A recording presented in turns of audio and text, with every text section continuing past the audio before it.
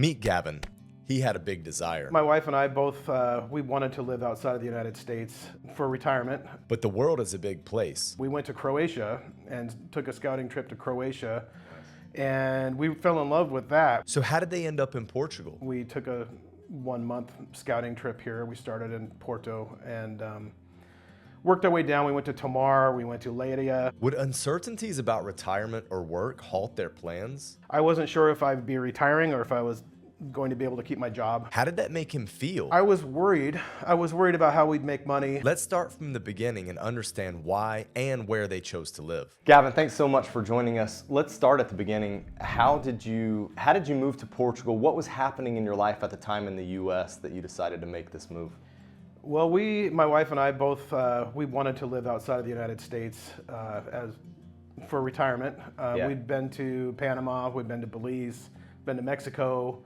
And every time we went, we took a long trip and kind of looked around and said, could we live here? Is this someplace that we'd like to live? And then we realized that we'd like to see more of Europe. And we came here, we started going to France and doing things like that. And the ordeal and the expense of coming to Europe every time, it makes it difficult to enjoy yourself because you feel like you have to cram something into every day. We thought, well, let's look into that. And we went to Croatia and took a scouting trip to Croatia. And we fell in love with that. We went to Split and we thought we could live here. And we had planned a scouting trip back to Croatia to go look for an apartment. And then COVID happened. And we had to cancel that trip. And Monica, my wife, she's a massage therapist and she was not able to work during COVID. And so she started looking into, what are we going to do? Yeah. And Portugal came up as an idea, like, well, ooh, this looks attractive. They have this, the tax regime. They have the visa program that makes a pretty easy path to citizenship. It's an inexpensive place to live as far as Europe goes. And so we started looking at that, and we took a 1-month scouting trip here. We started in Porto and worked our way down. We went to Tomar, we went to Leiria, and we kind of thought that Setúbal, we saved it for last. We thought on paper it really did have most of the things that we wanted, but we wanted to give every place a fair shake. And so we decided on Setúbal, and then in 2021, we were going to Germany with some friends. And we decided that we should come here and shop for a place because we didn't want to, for the visa, you need to have either a 1-year lease that's signed or you need to own a property that you're going to live at. Yeah. And I just couldn't make my head get around paying rent on a place that I wasn't going to be using. Just frugality, I guess. So we decided to buy if we could, and we came here for a few days and we found our place and we bought it. And 6 months, or like 4 months later, we bought it in July and we got here in December of 2021. And we decided that it was time. And at the time, I wasn't sure if I'd be retiring or if I was going to be able to keep my job, but it turned out that I wasn't able to keep my job. And so we bought a small place and we're living within our means. We wanted to be able to live in a place with where we wouldn't need a car, where we'd be near water, easy access to an airport, a good arts community, food, all that we like to eat when we travel. Setúbal's got a lot of what we need. And so that's what we did. We sold all of our stuff. We sold our home. We sold all of our belongings, and we got here with mostly just clothing. And we've been here a little over 2 years. Nice. No real regrets. We like it here. We've made a lot of friends. I'm not sure if that's the whole story or... Yeah, no, I mean, we'll get into some of the challenges because I know that after kind of the 2-year mark, then you get to some of the challenges that happen with immigration. Mm-hmm. So what I wanted to ask you though is going back to the job situation, we have noticed this happens to a lot of people where they want to move and keep their remote job and then something happens. Yeah. So what happened for you? So, well, when I applied, assumed I'd be retiring. Yeah. With my application, I said I would be retired. So if I continued to work, then I'd have to tell them, well, I was a D7 anyway, so it was fine. I was going to be able. It was before the D8 visa. Right, Yeah. right. So what happened that you had this remote job and then? Well, I had a remote job in the States, and it wasn't a remote job that they would let me do from another country. Yeah. It was an old, it's an engineering company, and they've been in business since the 1800s, and they do think they're conservative, and they allowed very few people to work from home, to work remotely before COVID, and I was one of the people that they allowed to do that. But after COVID and everything had been dealt with, they made everybody come back to work. Okay. And they couldn't let me do this when they were making everybody else return to work. How were you feeling when you discovered that like you had to basically quit your job? I was worried. I was worried about how we'd make money. I have retirement savings. We had some money saved up, but we really had to take stock and figure out, well, budgeting is going to be a lot more important. But we also didn't overspend on our place. We knew it was a possibility, and we live a more simple life. We eat at home a lot. We both like to cook. Mm-hmm. We budget our travel. We save up and we figure out where we want to go. We find really good deals on flights, and we don't, we carry on, and we do what we can, and we're happy to be here. I'm glad that we have done what we've done. I don't miss going to work every day. I was good at my job, but I didn't love it. Okay. And I was working local time, 3 p.m. to midnight, 5 days a week to be West Coast, U.S. time, and that had its challenges, and especially if people came to visit or whatever, it was difficult. But I was ready to continue to do it. Yeah. So it's just a matter of not having as much disposable income, I guess. Okay. I was in a position where I could do it, and it was just a matter of not having as much stuff or not being able to do as much of the things I wanted to do. Okay. Well, you mentioned budget a couple of times. Yeah. Did you get a mortgage on the property? Yeah, we did. Okay. It was a vacation home when we bought it. We got a loan as a vacation home because we were living in the States and we had a home. Okay. And so that was helpful. Okay. I didn't get the loan after, it wasn't like I want to buy a home. I bought it as a second home. Okay. And so I hope I don't get in trouble for that. No. I think many foreigners, when they purchase here, it ends up being a second home, like a secondary residence, not a primary. Right. So then the mortgage rates and everything are a little different. Yeah. The conditions are a little different. So I think you're well within the norm. But so you have a little bit of like a mortgage payment per month, which is essentially like what people would pay for rent, maybe less actually. What the current market here is in Setúbal for sure. How much do you budget for groceries? Between our mortgage and our utilities, it's about 950 euros a month. Okay. And we have a fluctuating budget for groceries, dining out, transportation, entertainment. It's about 1,000. Okay. And that's what we hope to do. And if we have more, we do more, and we try to live within that. And have you been successful? 2 years of this, so like 24 months of data.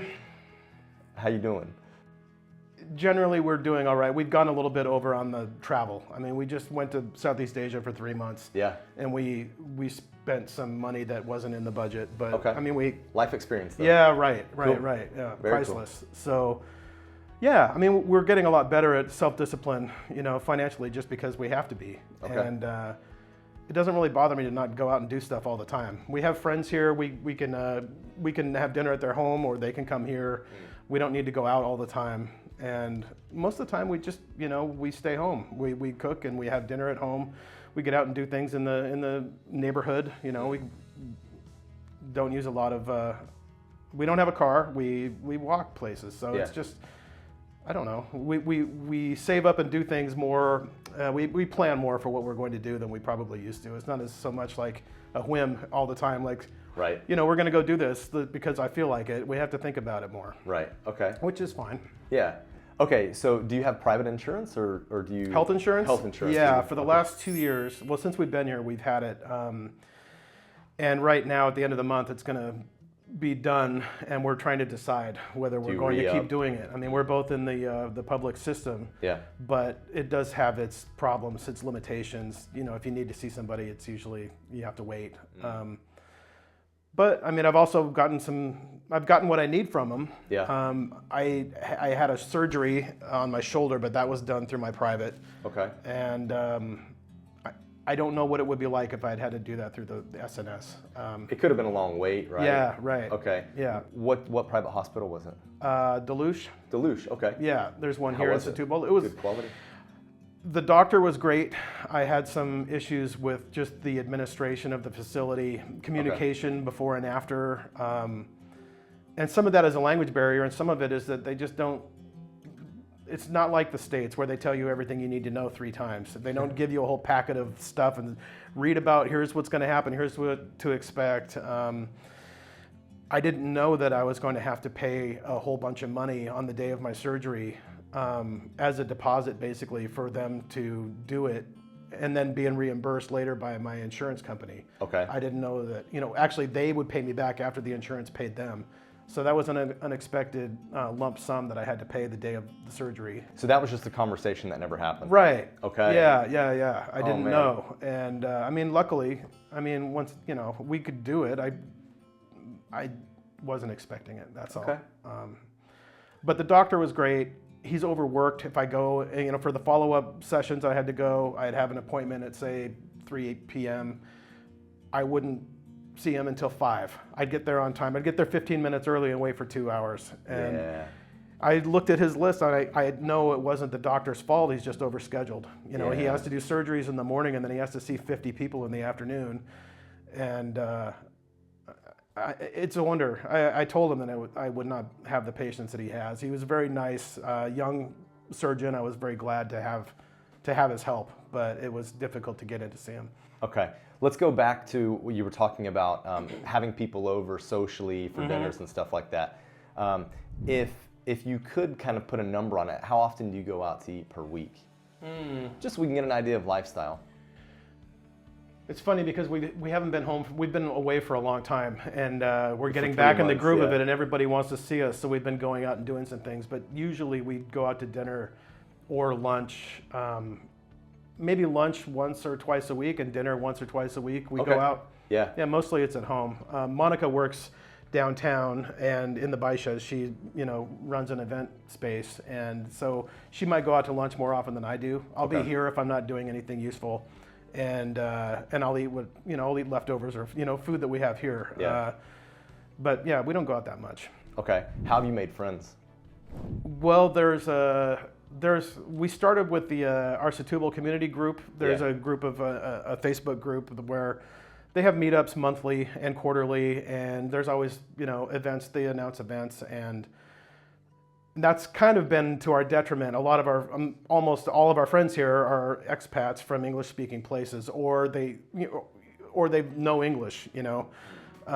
So the incentive to learn to speak, we're not immersed in Portuguese in a way that I thought we would be. It's a little surprising to me how many people we know who are like us. Okay. And it's nice, but it's a crutch. Sure. Well, fortunately, I think your neighborhood, like where you live, it's much more Portuguese. So you can have daily interactions if you want them. Yeah. Like you're not struggling for that, but you can also hide from it just staying at home and hanging out with your expat. I do have to push myself, you know, to go to the coffee shop on the corner, even if I've already had coffee, but just to go try to be part of the community. But that coffee shop on the corner is the hub of the neighborhood. And shout out O Gordo, right? Yeah, O Gordo. Yeah. And Bruno, who owns the place, he's great. When we came back from our trip, we had disconnected our internet service. Okay. And the SIM card that I'd bought wasn't working to tide us over. And he let me go in there and use his internet, and just very helpful. You know, if you need to have a package, if you're not going to be home, they can drop it off there. You can arrange to have, you know, the mail guy bring it. You know, the CTT will deliver it to the local coffee shop. Nice. There's a churrasquera on the corner, the chicken roaster. Yeah.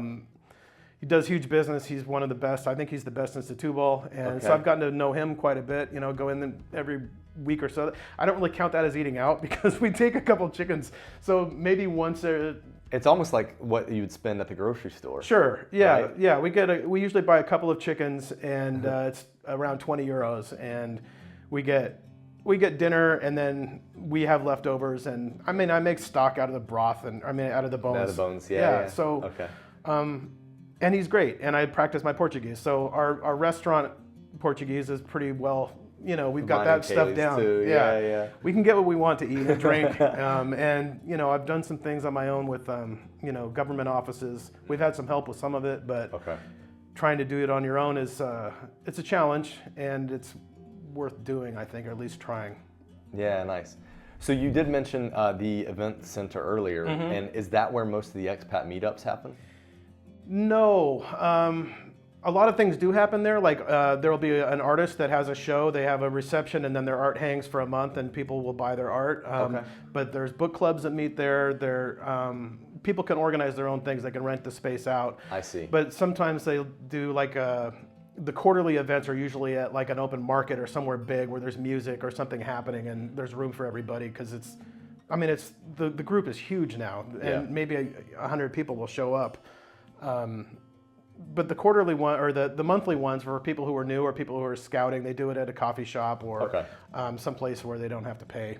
Okay. Well, off camera, you said that socially you have more friends here in Portugal than you did back in the U.S. That's true. Why? Like, how did that happen? Well, I think it's just by necessity, really. I mean, we didn't know anybody, so we met people, and then we met people at meetups, and you meet a bunch of people, and then you find that you click with people, and we all have something kind of amazing in common, that we've all done a major life change to live in a different place. So I found that people have interesting stories. I've met people who are younger than us and older than us, but I don't know. It's forced me to be more outgoing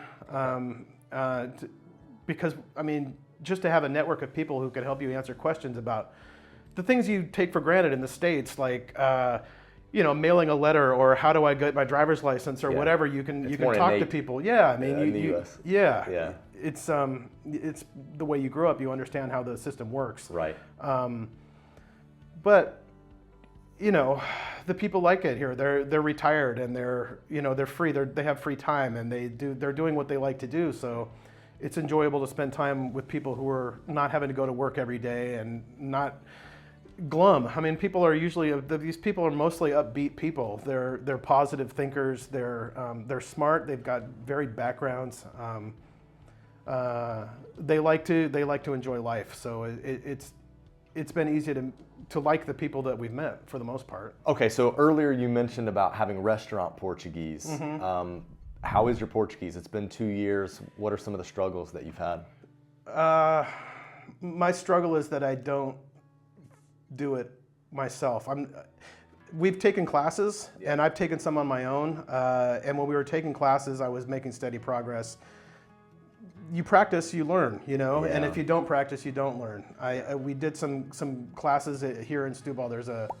There's a school called Cut the Mustard. A woman named Sarah runs that. She's Fun a local. Name. Yeah, she's Portuguese, and so she did things at her home. Now she has a space here in town where she does small classes, and so I enjoyed that. But after I lost my job, the money wasn't there for that, and so it had to be more self-starting and trying to practice. I have some books. I have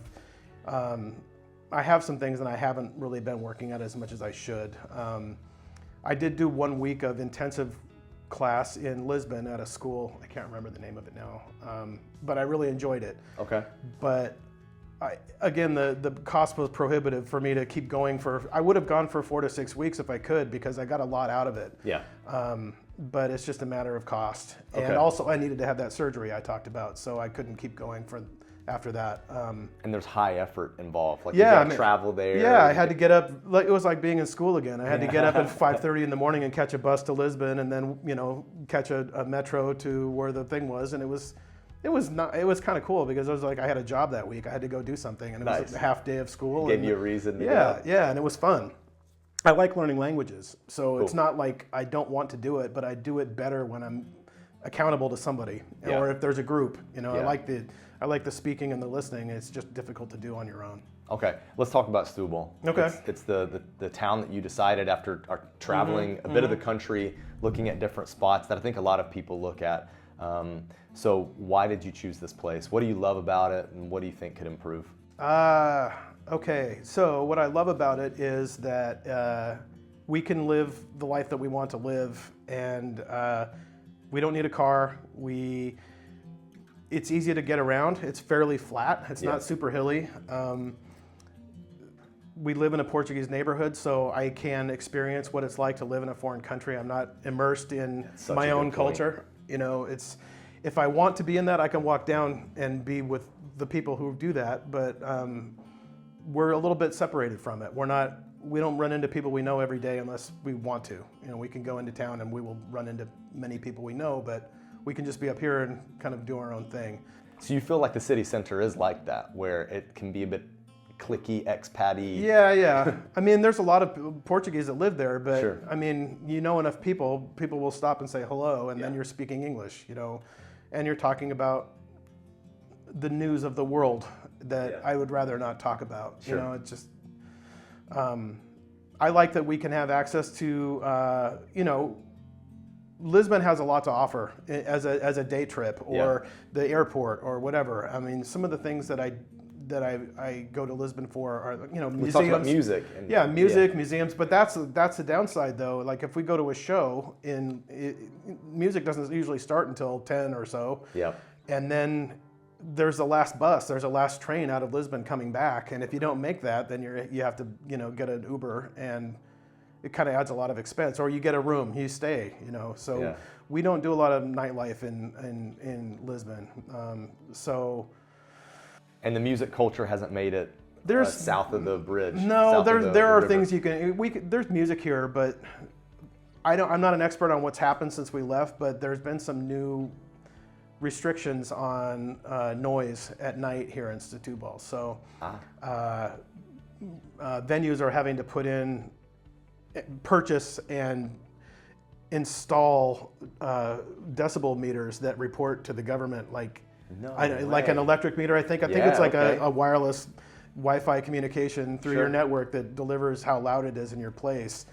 And you can be fined. You have to apply for. I don't understand all of it, but this is what I've heard. Like things are changing here because there are a lot of nightclubs down by the waterfront, and I think that they're not going to be able to continue. And it's big in the summer. You know, loud music almost every night, and a lot of people complain about it. You know, they rent a place there, and then they find out that it's very loud. And I haven't had to deal with that. Okay. But we know some people who have opened a cocktail bar here, and apparently, you know, part of their business plan was going to be live music, especially on the weekends. And I don't know what all the restrictions are, but things are tightening down, and so it is difficult to. I mean, we can go out and eat and drink and do that stuff, but as far as music, people come here and they're smaller shows, and we do that, but you don't get like big names that you've heard of that come out here. Yeah, I mean, I saw Lisbon's going to have Post Malone, Jelly Roll, which I find to be like a really big act right now, big kind of pop culture. Yeah. Okay, so you've been here for 2 years, and I know that there's been some issues with renewing a residency card. Yeah. So how do you feel about that? Because now you and your wife have different expiration dates on your residency card. Right. Yeah. So when we both applied, we had our meeting in May, 2 years ago, May of 2022, at what was then the CEF office. And we submitted our applications, everything looked fine, and then in September, Monica got her 2-year residency card, and I didn't. And I asked about it. They said, well, it hasn't been 6 months yet, so after it had actually been 6 months, then I went and they said, oh, there was a problem with your application. It says here that you're self-employed, but there's no proof of your having an activity with Financius. Like, I don't have a business here. And I said, well, I don't have a business, I'm retired. Something got mixed up. Yeah. And then it became IMA. And I had to fill out an affidavit saying that I'm retired, and so I need this to be reevaluated. And that took a few more months. I finally got my 2-year residency permit in March of last year. Okay. And so the expiration date on my wife's is 2 years after our original appointment, and mine is 2 years after I got my card. So we're almost a year apart. Okay. She's doing her renewal now. I won't be able to apply for mine for another year. And so we'll be off time unless I try to get some help with that. I don't know what recourse I have, but you told me I might have something. I think you've got some. So I'll look into that when the time comes. It's not really an issue for me yet, but we'll deal with that if we can. And that's one bureaucratic problem and challenge that you have. Are there any other challenges that you've noticed here in Portugal? Yeah. I mean, you also highlighted the medical. So I had an experience with my driver's license also. Okay. So me too. Monica went through it first. We both had on our U.S. licenses. We had motorcycle endorsements on our licenses. Okay. So she went through. She did all the paperwork. She brought it in. She had help. She had a local person that we'd use for some things to go to offices with us to translate or to, mostly translate. And so she got her license. Everything went perfectly. And I said, okay, well, that's done. I'm going to go do the same thing. Got all the paperwork, spent all the money on apostille, everything. I got it all done, surrendered my driver's license to them, and got a temporary one. Everything looked fine. Then I went in after our vacation, and I went in and said, what's going on? Here's my temporary license, and I haven't received the card yet. Yeah. And they told me that there was a problem. They pulled out all my paperwork. They still had my Washington State driver's license, the physical card that I had surrendered to them. It's the problem was that the back of the driver's license on my American license said motorcycle, but it didn't say anywhere on the driver's license that I was licensed to drive a car. Other things. Okay. So I had to once again fill out an affidavit explaining that in where I'm from, you're unable to get a motorcycle license without first having gotten a passenger vehicle license. Yeah. You get the passenger vehicle license, and then whatever other types of vehicles you get come after that. It's an addition to that. And so now I'm waiting to see if they accept my explanation. But it's the same exact paperwork that Monica submitted, and she got hers without a problem. So it just depends on who looks at it. Some other dude read the paperwork. Somebody's got they're trying to do their job well, I guess, or be thorough, or. Yeah. I don't think they're trying to make my life difficult. I think they just saw it and was like, well, it doesn't say you could drive a car. So, I mean, that's frustrating, but my temporary license with an extra stamp on it worked yesterday when I had to rent a car. They're fine. They're like, we know how this works and it's fine. We'll accept it. I had my passport and my temporary piece of paper, and they rented me a car, which was fine. So it's not a huge deal. It's just one of those things. Yeah. And well, let me ask you this. Are you happy that you made the decision for Portugal and this move?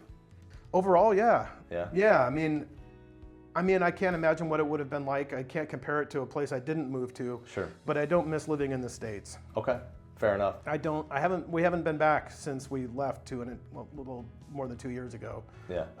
I miss some people. I miss some very specific foods and beers, but I don't miss being there. I don't miss the stress of driving in traffic. I don't miss the barrage of the political scene. I don't, the bad news and just the constant anxiety about where the world's going. It's a little bit easier to just kind of, I don't know if I'm burying my head in the sand or just ignoring things that I should probably pay more attention to, but I have a lot less stress, Yeah. Just generally, I feel more at ease Yeah. being here, and I like our life. It's great. Nice. Well, you seem like a happy dude anytime we hang out. Yeah, I mean, I have no real complaints. Nothing. I don't know. I feel very lucky. Good. Yeah, and sometimes I still feel like I'm getting away with something. I feel like there's somebody's going to come and say, "Wait, you can't do this." Yeah. So a little bit of guilt, or just like, oh, it seems too good to be true a lot. Nice. And I'm happy that I can appreciate it. Well, at Expats Everywhere, we believe that living abroad transforms lives. How has living abroad transformed your life? I have more appreciation for my own privilege and my background. It's amazing that I can do what I'm doing, and I I mean, I'm lucky to have come from where I come from. And I don't know if I've always taken a lot of things for granted, but I do appreciate things more. And I don't know if that's just getting older or being here and understanding how people live here and how difficult it is to earn a living in Portugal. I understand how good I have it, and it makes me feel good to feel appreciation just for the small things, everyday things, you know, health, being able to eat food. I mean, I'm amazed at how good the quality of the fresh food is. I mean, the produce is great, the eggs are awesome, everything's affordable.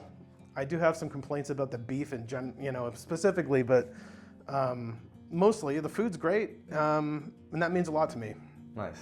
Well, if you'd like to check out more on his city, Setúbal, you can check that out right here. It's a pretty cool city that Kalie and I really enjoy.